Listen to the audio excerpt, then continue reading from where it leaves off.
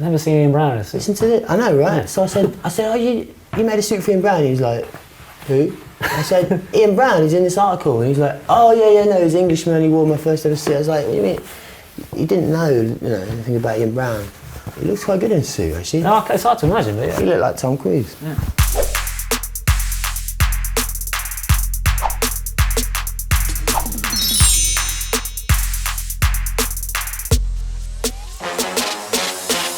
Hi, I'm Andrew Trendle, you're watching NME, and we're here with Pete Doherty. Good afternoon, Peter Doherty now, right? If you like it. Okay. You're about to drop your debut album with, tell me how to say this, my Spanish is crap. Is it Spanish? The Puta Madre. The what? That sounds like a curry. It does, doesn't it? The Puta Madres. Puta Madres. The Puta Madres. Yeah. So, if a libertine is an unrepressed man, how would you describe a Puta Madre? I just saw it as a throwaway expression that encompassed just about everything of an extreme nature. So something that was amazing was the Puta Madre, and something that was fucking awful was the Puta Madre. Because my drummer, Raphael, he said it a lot. In fact, he doesn't say much. He's the Puta Madre. How you feeling? I'm the Puta Madre, not good. But it's used right across the board. It's not, technically it means the mother of the puta, the mother of the whore. So motherfucker could be another translation. Yeah. But maybe in South America, but in, like this hip hop band is called it, I think. I found out subsequently. But in Spain, it's just like they say, they've got loads of strange swearing in Spain, like I shit on God, they say a lot. Wow. But in a throwaway way, you hear children, old ladies saying it, or I shit in the milk is another one. You did what? It's like, oh damn, I shit in the milk. How is he Spanish? Because I know you speak French, I don't speak Spanish, no, I haven't spent enough time there really, but... But basically, it means, like, so on any given night, you're either going to be amazing or you're going to be shit. Oh, I see what you're saying. Well, yeah. Yeah, generally, it is that, yeah. I long for a mediocre gig. How would you describe kind of the character and the energy of this band? What do you get from these guys that you don't get from your other projects? I suppose it's a bit like more of a covert operation, the Libertines. That we're all been like specially trained in a very specific way, Everyone's there for a very specific reason, and as much as I try and make the set list illegible, we have one, and bang, as much as I try and get us all to just share a tour bus, there's 9 of them. So, but the Puta Madres, that's not fair. No, I don't know. The Puta Madres is just an everyday expression for me, where I can't be myself with the Libertines, but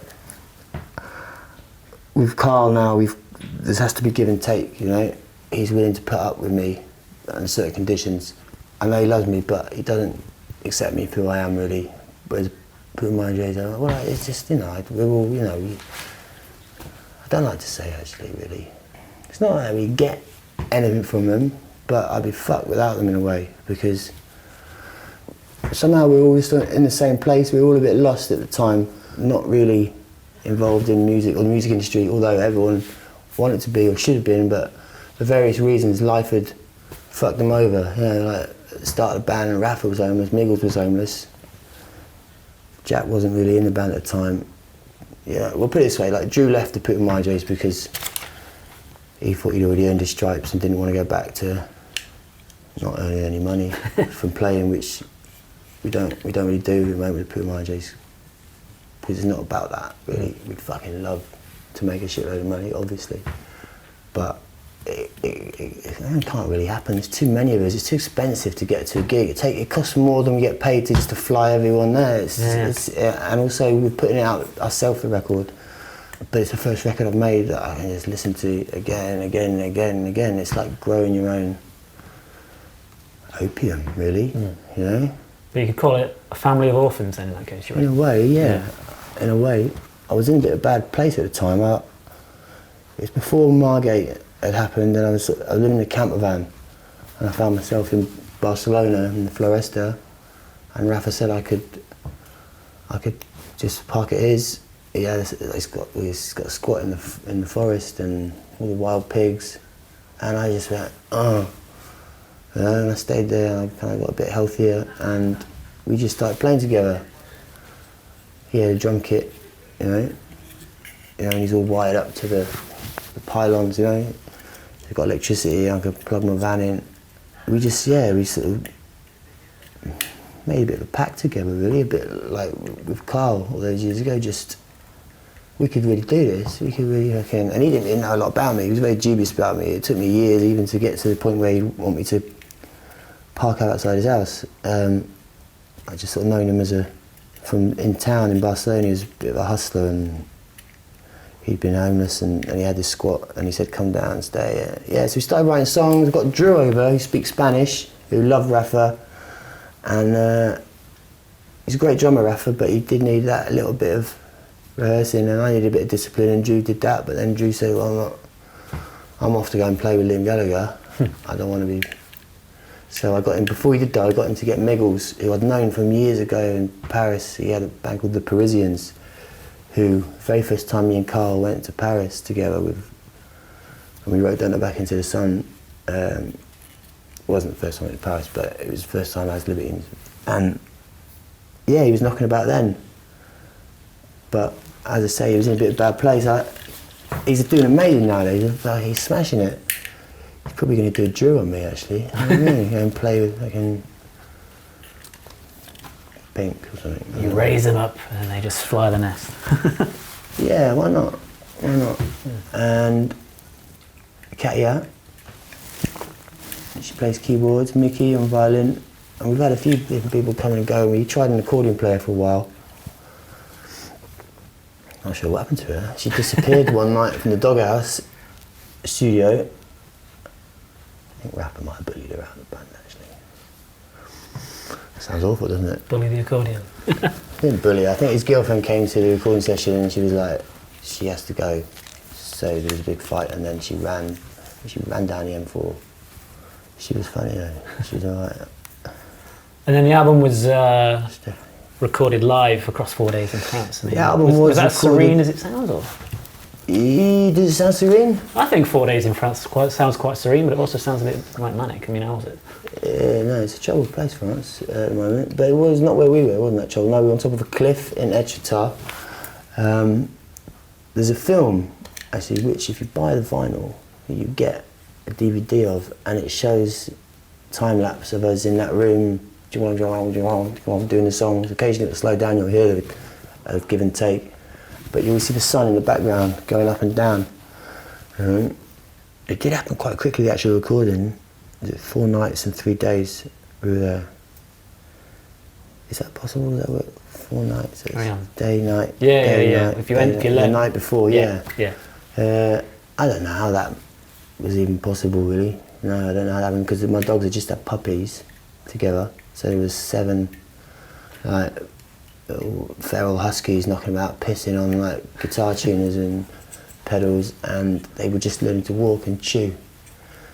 A bit like the band, actually. Yeah, it was done very quickly, very, very quickly. And then I think Punk Butt Bone of Fire, the last song on the record, recorded in Margate, just me and the guitar.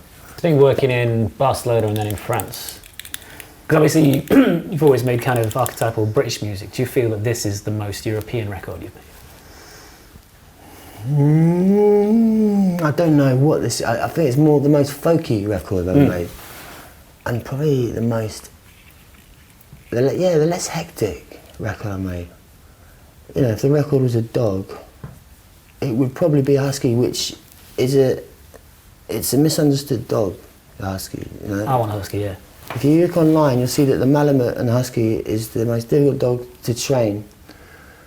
But they don't need training, you know what I mean? It's a husky, it just needs attention, you know? That's all it needs, and it'll do anything. Loyalty, if you're there for it, you know what I mean?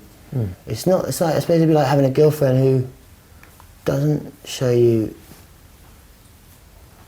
affection 24 hours a day, but when she does show you affection, there's nothing like it. There's no one else you'd want to love you. I don't get intimate with my dogs, you understand? You know what I mean? I use toilet paper like any normal person. And I mentioned there how your previous records have felt quite quintessentially British. I mean, I'm just wondering how you feel. Yeah, I didn't really know. I don't think it is a European record, because I don't know what that is. Yeah. Part of me immediately thinks of folk music, but that's because I'm stuck in my head, I'm stuck in all these East European banjo and violin records that I got. Someone left them on my doorstep in a box, all these like folk records, these Russian folk songs, but they're all about prison, apparently, what I can make out of them.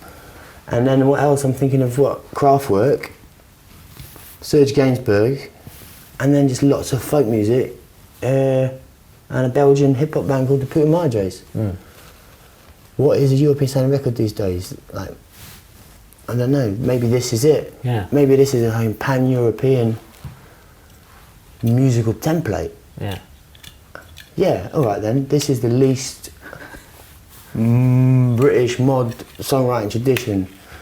It's got a Velvet Underground cover on it, but there's also an Oasis verse within that Velvet Underground cover. But we're not allowed to call it Ride Into the Sun because it's too different from the original.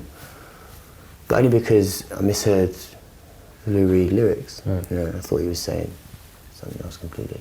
Why did you choose those two songs? I'd always loved that song. That song used to melt me, and I thought if we can get it right, if I can get it right, that song, then I'll listen to that again and again and again and again.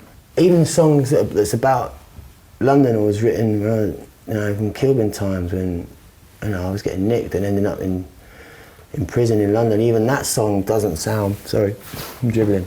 Even that song doesn't sound London or British.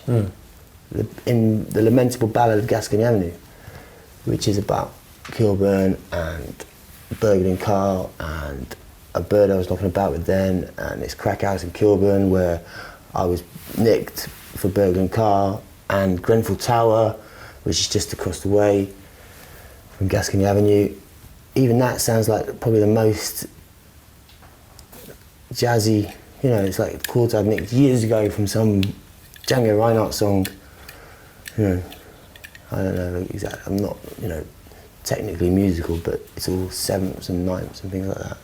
How's your relationship with the idea of Albion changed in this kind of post-Brexit environment where similar kind of imagery has been co-opted by Brexit and the far right to kind of paint this idea of an idyllic England that may or may not exist? Because I'm not comparing the two, I'm just saying that. Yeah, no, it's very thin.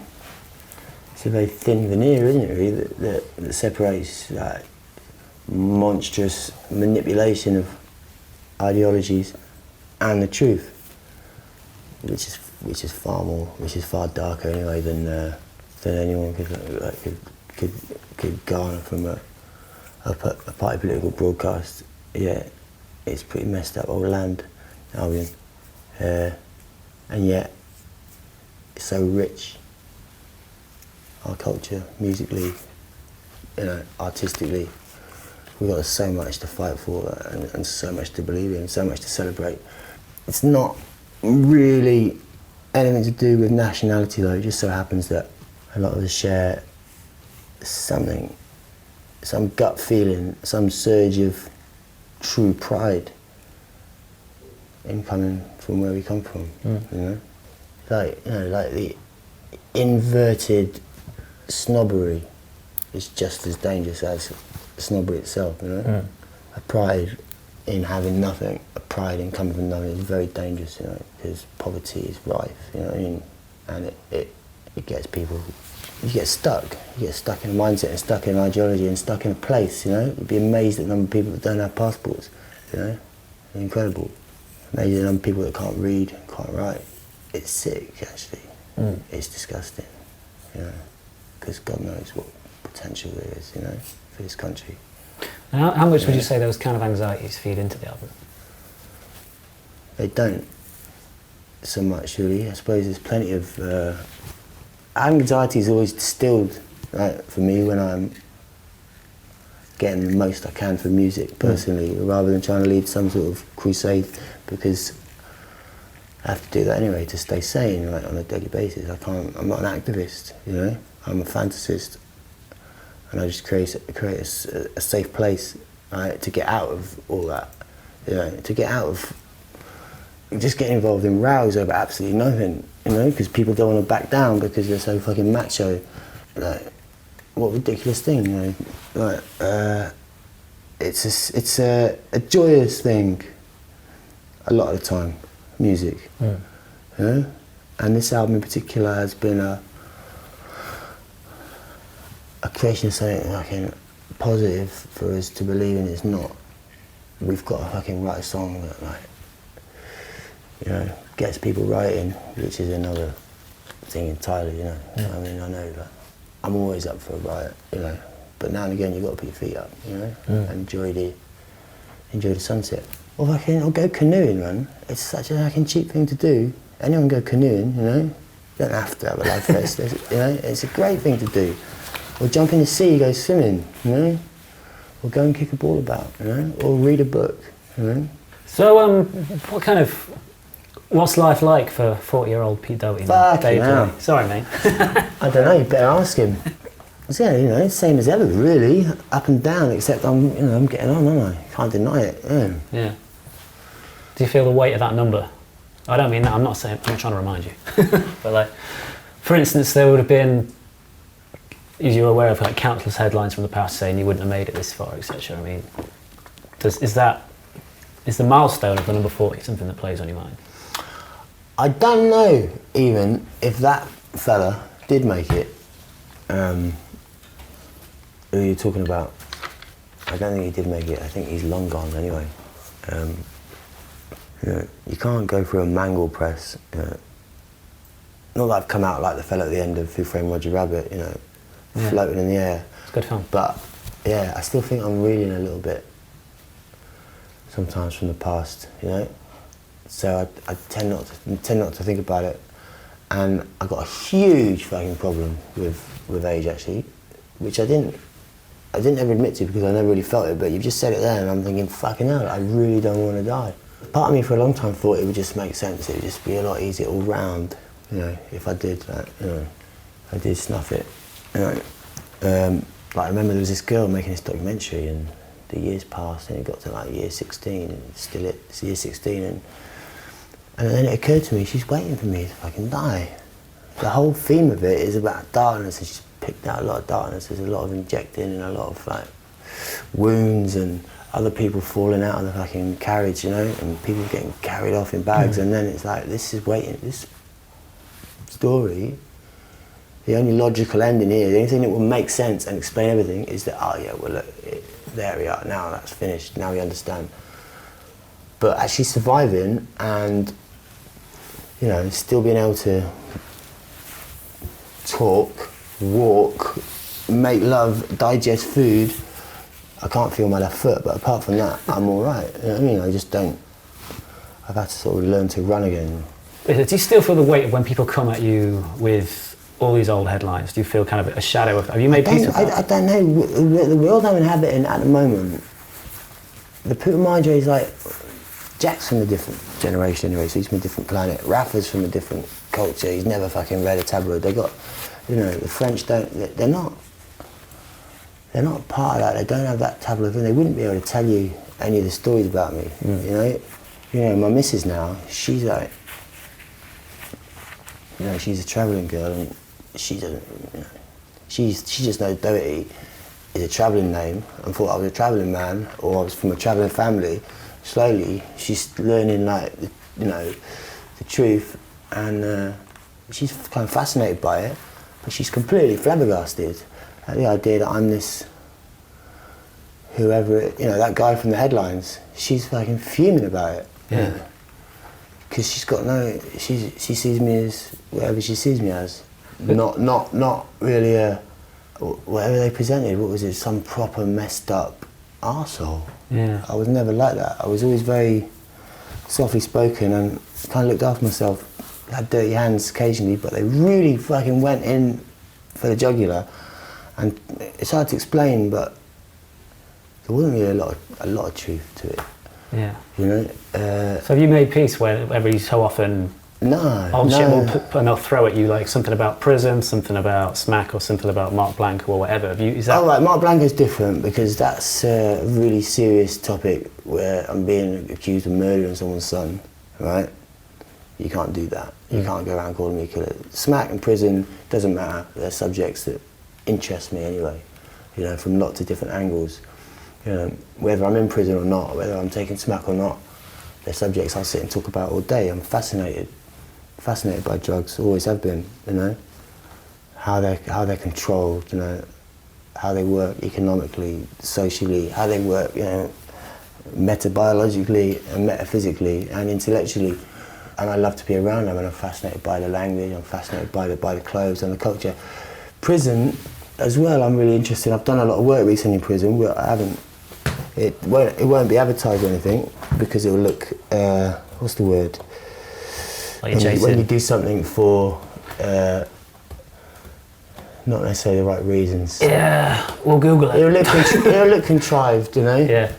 You know? But let's say, for example, I've gone to prison and talked about addiction and things like that. It's really important to me, the criminal justice system, you know. Lots of other subjects interest me as well. But prison and smack are two of my favourite conversations. And Fucking hell. I thought I was a warden. how does it feel, for instance, though? So anyone that's got something to throw at me about that, Yeah. I love to engage with them. You know what I mean? Yeah. But they're not going to be able to remember a headline from 10 years ago. Yeah. They'll just think, fucking hell, you're not what I thought you are. Maybe occasionally someone will be disappointed because I don't know what they wanted, but what a weird thing it is, the tabloid culture. If you ever sit and look at a tabloid newspaper and you engage in that, I'm not being patronising, but fuck me, you know, what a disgrace. Yeah. This country, like, for harbouring that, and it's not a laugh even, you know, they destroy people's lives. You take them seriously. Yeah. Going for my nan's bins and things like that, and giving people money to set me up, you know. You can't do that, you know. You can't do that. You've got to expect someone to come up behind you with a brick and put it through the back of your skull. Yeah. You know what I mean? Because that's what they're doing. Yeah. You know, making a cunts out of people. And Good football, good sport coverage Yeah. in the tabloids, you know. But you've got to remember these people, the Daily Mail, for example, fascists completely, you know, backed the black shirts, backed Hitler, you know. Who would buy the Daily Mail? Who would want to buy the Daily Mail? Funny enough, my nan, who was brought up in London in the Depression and worked cleaning rich people's floors till she was 65, she reads the Daily Mail. So that just shows you what a twisted old place Albion is. At the worst of the coverage, you know what I mean, one very, very popular cocaine dealer in Camden was a Daily Mail journalist, do you know what I mean? Fact. Yeah. I would never grass him up. I'd never want to go and, like, you know, publicise what he's doing and get him into trouble. No matter how much of a cunt he was, I'd never, you know, it goes against what I believe in, you know? That's his life, you know what I mean? He had 2 kids and he did what he had to do, and occasionally he wrote articles for the Daily Mail, the Telegraph, for the Times. Only ever write for centre papers, you know? Yeah. He never wrote the sort of articles like exposing me, apart from one in Q magazine.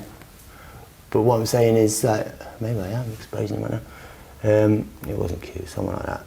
But do you see what I'm saying? Yeah. It's just codes of living that are unacceptable, and they flaunt all of them. Well, you mentioned an interesting kind of drug culture there. I mean, do you still follow? I mean, what do you make of kind of, there's a certain romance attached to like opiates and Xanax with a lot of like young musicians now. I mean, what do you make of that? I think people feel that they get something that they're not getting from the natural flow of chemicals in the brain. A lot of it is psychological. You know, you'll be on an aeroplane, for example, and they'll give you a pill immediately. You'll feel better. Half the time it's going to be like just a sugar-coated sweet.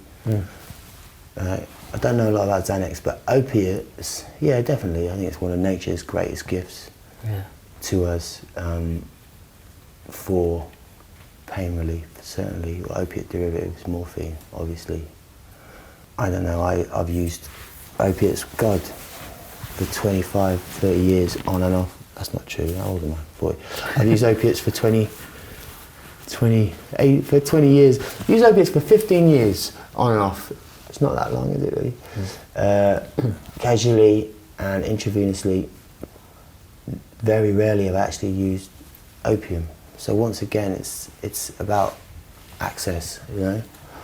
You know, if you have the right connections and you can get access to pure opium, you're going to have a very different experience, you know, to if you're if you're smoking like a £10 bag of smack. Yeah. A lot more enjoyable, you know? Put it in your tea. But you might not need it, you know? You might be a balanced, a contented individual that has no trouble sleeping. Not many people are though, I don't think. Yeah. You know?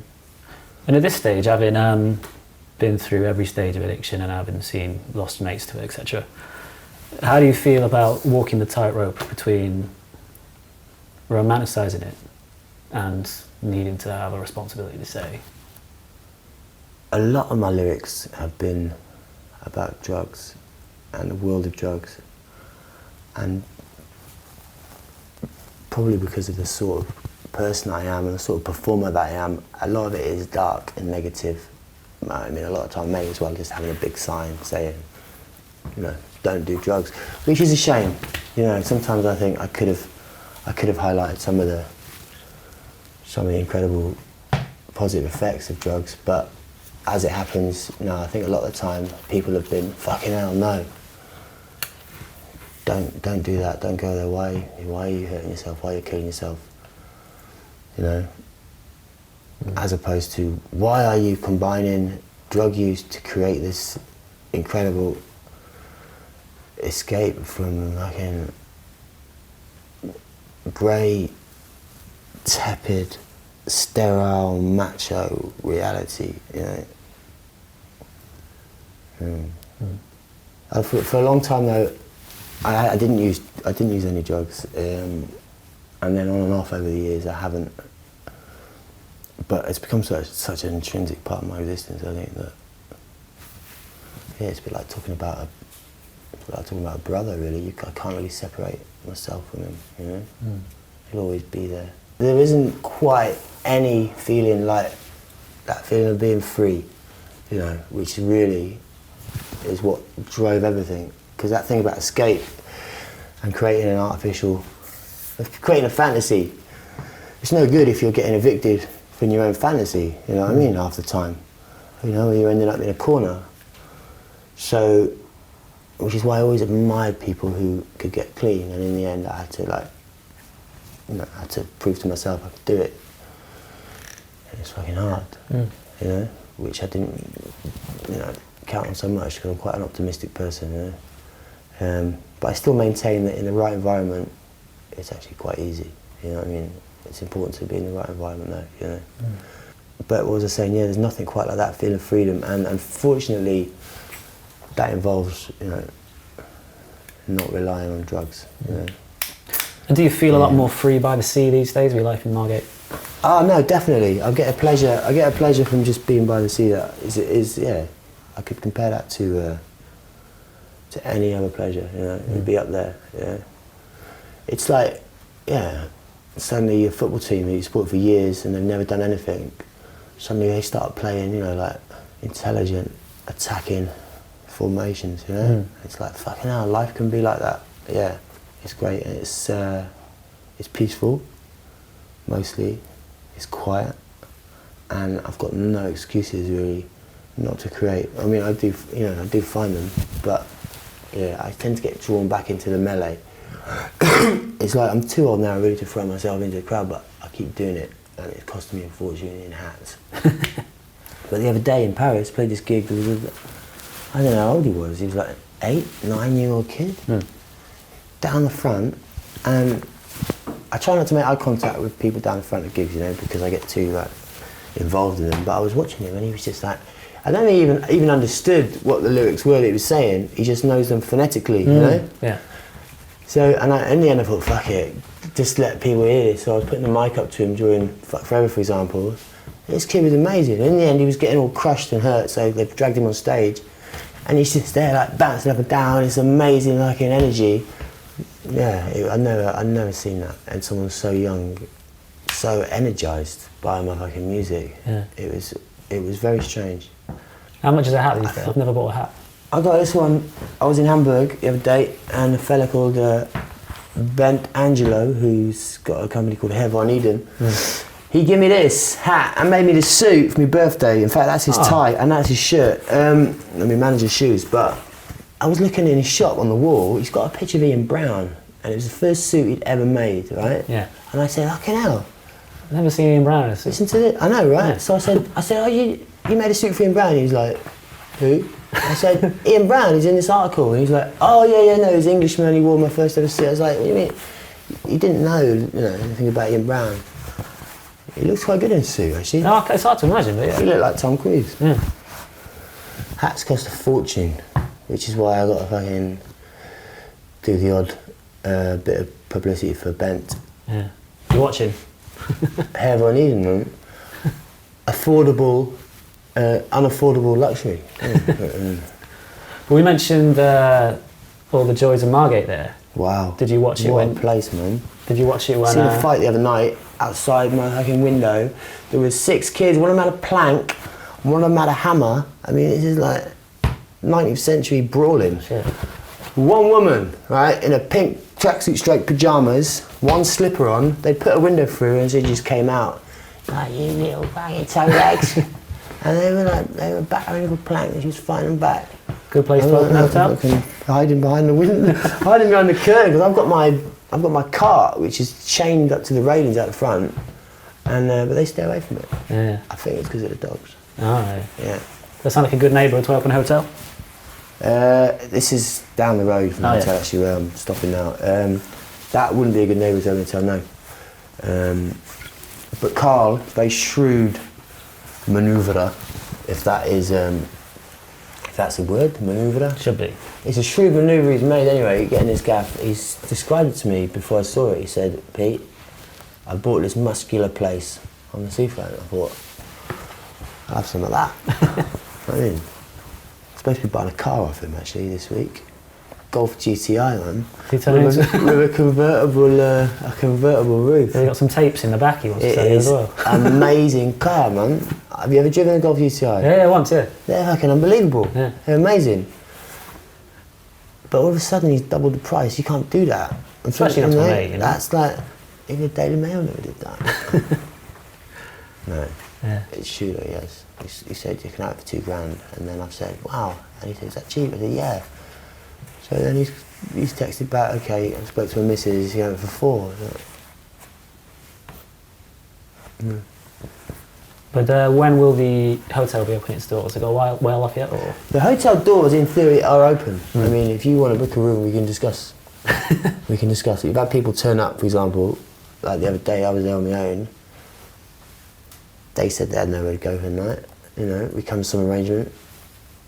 They spent the night there, and you know, they were very clean. Mm. You know, and I think I handled the whole thing quite well. I think I showed my calibre. I think Carl can rethink his new policy about me not being able to live on the premises, man. Because he's opening his bar downstairs, you see, and they've started all the building work.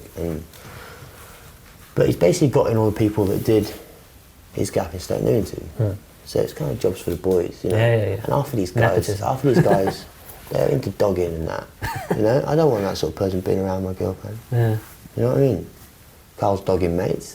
He's like, what the fuck? You know what I mean? That's not the vibe. No. No.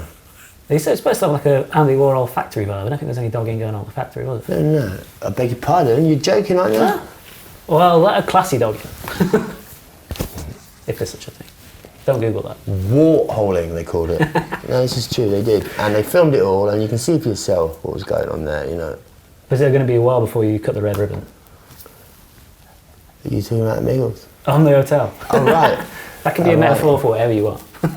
No, because Miggles is a bass player, Peter Marjay's. The father of his girlfriend said he can't marry her unless he converts to Judaism, right? Oh, right. So he's having, but it's a heavy undertaking. It's going to take him years, but he's in love and he's determined. Oh. So the day they cut the ribbon, man, we happy day for Miggles. I'd say July would be a very exaggerated estimate of when it's all going to be available online. You can just go, bang, I'm coming to stay at the Albion Rooms. You know what I mean? If you turn up with nowhere to go, with cash on the hip, you're welcome. You know, within reason. You know, we don't want any old fucking. Well, I don't know any Toms or Dicks. I know Harry. Yeah, you get people driving past shouting abuse, but you get that everywhere, don't you? Yeah. Most of the time, it's fairly civilised, Arcadian types, you know. We've got the studios all up and running. Yeah, that's all done, that's all working. We've got the desk, we've got all the equipment. Yeah. There's been, as I said, I recorded one song from the Poop Marges album there. And recently Carl's been there with the man from the Prodigy, Ollie, you know, Prodigy guitarist. He's been there, and obviously it's been a very troubled time for him recently. But he's a hell of a musician, stroke producer. I mean, he's done things where Carl's like gone. Carl turned up the other day with his Beastie Boys beat. He was like, right, we're going in, we're just going to freestyle. I was like, we're fucking not. Anyway, half a bottle of vodka later, we did. And somehow this absolute fucking diabolical screaming and ranting, which was our take on freestyle rap, has been turned into this quite amazing. It's not even a pastiche, it's a fucking good song. And other songs, so we've been writing these songs basically in this studio environment. So there is the building site downstairs, the hotel rooms which are just there, some of them with the original decor, some of them with my influence, which they're gradually trying to ease out. They would prefer my influence to the original decor, but I think they want to go even further, like beyond Pete Doherty, far beyond the original decor. Probably something, well no, I mean it's never going to be hipster because you've got that smell that the sea gives out twice a day. That's why Margate will never be gentrified. However, there is art-led regeneration, and we're part of that because it was affordable. You know, we're never going to open a hotel in Old Street or anything like that. But what we got in Margate was something that we probably would have got in London, I don't know, 40 years ago or something. Incredible building, like incredible. All kinds of strange things going on there. You know, we got. I mean, you want ghosts? We got ghosts. We got underground tunnels. We got like metal fire escapes out the back. We got planning permission. You know. We got all kinds of strange bookcases that we didn't even know. They spin round and you've got Scooby-Doo shit. Yeah. But Gary was telling us it was going to be quite instrumental in the new Libs album. I mean, how's that coming together? Well, as I said, I think I mentioned before about this new give and take approach he's got, as opposed to I can't be near you if you haven't slept, which is silly anyway, because if truth be told, he's worse than me. I'm the one that kind of, you know, tries to keep it all calm and gets him working. The other night he made me sit down and listen while he played me this, that's what I call music 14. I think it was 14, might have been 9. It's the one with, who's that proper 50s, like Eddie Cochran. Oh yeah. Come on everybody, down, that re-release, down, Carl in his dressing gown, dancing along. Find out what, now that's what I call music, which number the Eddie Cochran song, Come On Everybody is on, along with all the big hits at that time of that year, probably a bit of Pet Shop Boys, a bit of Jive Bunny and the Master Mixes, maybe. Oh yeah, then he asked me to get out of the room. But another thing Gary said was that he didn't feel that Anthems for Doomed Youth was as special as it could have been. I mean, do you feel that, and do you have a plan to kind of up the game this time? He never said that. He did. On the record. Anthems for Doomed Youth as a song is up there with anything. There's another song on that record called The Belly of the Beast. If them songs were recorded in the same atmosphere as the first two albums, he wouldn't have said that. It's just because of the way they are, the way they sound, and whoever. It wasn't rushed, that album, you know. People spent too much time tinkering with it probably, whereas Mick Jones just used to go, you know, right, that'll do, come on, EastEnders is on in a minute. You know. Yeah. We tried, the four of us, to get in there and do that thing that Gary's talking about, where we were, I came up with the idea, like, look, we'll have an hour each, so Gary, you can say what happens for this next hour, and if it's working, we just stick on that. But at the end of every hour, it was like, right, now's my turn, we're going to play this new song I've got. So we've ended up with some of these tunes that Gary had written, and they're amazing songs. They're a lot better than not that I didn't rate Gary as a songwriter, but I'd never taken the time to actually listen to his songs. They're outrageous, they're amazing. So we got a few of them, and then it was John, and he had his amazing tunes as well that he had written, finished, had lyrics for. One of them in particular, is it Annabelle Lee, or I've Got the Melody. You won't get me, I've got the melody. Yeah, no, I had to destroy that file because it's an amazing song. And then me and Carl were like, well, hang on, we haven't got any amazing new songs that are finished. How did we do it before? It wasn't a benign, equanimous four-way deal. It was me and him wrote the songs, brought them to the table, and everyone did as they were told. So we're going back to that, but occasionally I'll see on the hard drive these Gary and John songs, and there's a few of them. So there's really a couple of albums there. Carl wants to do a Sandinista thing, where we just have loads of all these mad ideas you got and just keep it going and rolling, and all these freestyle things and these folky things, and then these, more traditional dirty bara. But I don't think the Gary and John songs are part of that, because they're really, really strong songs. So it's almost like there's one Livings album which is really strong songs, which me and Carl have got to buck up and do our parts for, and then there's this other record which is 4 musicians all pulling in different ways, and we just do like a 25 track album, which is all very positive, but it's been murder getting to that, because I was very unsettled, I think, and very uncomfortable for those first sessions. I know everyone else was, but it turns out there's been great results from that, but everyone came away thinking, what the fuck's going on with this band, It's like, I made the mistake of reading Carl's journal, right? I was looking for a plectrum, I swear I was, but I ended up finding his journal in his bag, and it was just, it broke my heart. It was like, Pete is putting drugs before the band, and so I went and got clean. It's been quite a busy time actually musically. There's a lot of stuff down. Baby Shambles offered some money to have a comeback. Good band they were, amazing tunes, but... Busy future now? No, I don't think so, no. I think I'm just going to have to keep on. That's what I'm saying, I don't want to throw myself, because it's money, and fucking hell. It doesn't matter how much you love the songs, you're still going to end up like, You get Baby Shambles back together, Pete, but then who's going to manage Baby Shambles? Because there's all these managerial fuckeries with Baby Shambles. Like, who are Baby Shambles anyway? Who's going to play guitar? Yeah. It's got to be Mick, but there's Pat Wanu. Last time I tried to get Pat back, we tried to get Mick and Pat, because you've got to play pipe down, you're going to do Baby Shambles, you've got to play Fuck Forever, but you can't not play Old Rouge. Libertine's a good band. Yeah. But you're just going to take it easy, see what makes sense day by day, rather than have a big grand plan? I don't know. We'll see what happens with Brexit. If they make it so that you can't travel anymore without a visa, I'm going to have to leave the country and stay in the EU and probably change my citizenship. I'm not going to have it that I can't move around. I can't drive my car across Europe and fucked. No, I need to be able to move about.